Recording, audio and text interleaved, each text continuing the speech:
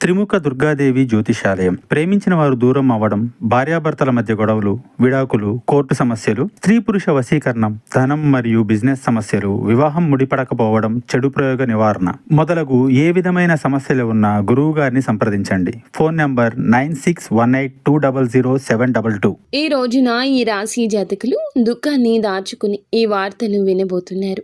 ఏమిటి ఆ వార్త? ఏం జరగబోతుంది? ఎటువంటి ఫలితాలు పొందుకోబోతున్నారు? అన్ని వివరాలు ఒక్కొక్కటిగా ఈ వీడియోలో తెలుసుకుందాము. ఆ యొక్క వార్త ఏమిటో కూడా తెలుసుకుందాము. వీడియో మీకు నచ్చితే తప్పకుండా ఒక చిన్న లైక్ చేసి మమ్మల్ని సపోర్ట్ చేయండి. వీడియో నచ్చితే గనక ఒక చిన్న లైక్ చేసి మమ్మల్ని సపోర్ట్ చేయండి. ఇక ఆలస్యం లేకుండా వీడియోలోకి వచ్చేద్దాము.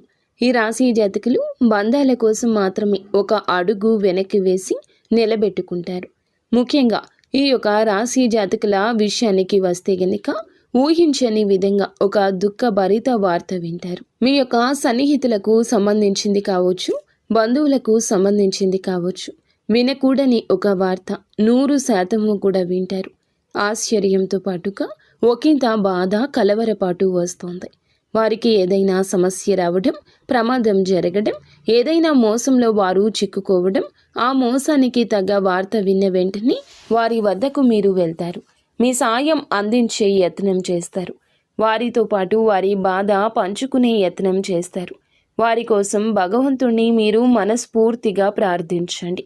మీ యొక్క బంధువులు, స్నేహితులు, మీకు పరిచయం ఉన్న వ్యక్తులు ఎవరైనా సరే వారి తరపున భగవంతుణ్ణి అర్థించండి. పరమశివుణ్ణి ప్రార్థించండి.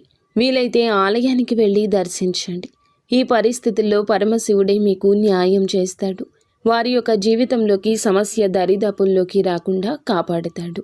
మిగతా అంశాలు చూస్తే మిశ్రమంగా ఉన్నాయండి. చాలా కాలంగా నూతన ఉద్యోగ ప్రయత్నం చేస్తున్న వారి ముందులకు ఒక అవకాశం వచ్చినా జార విడుచుకుంటారు.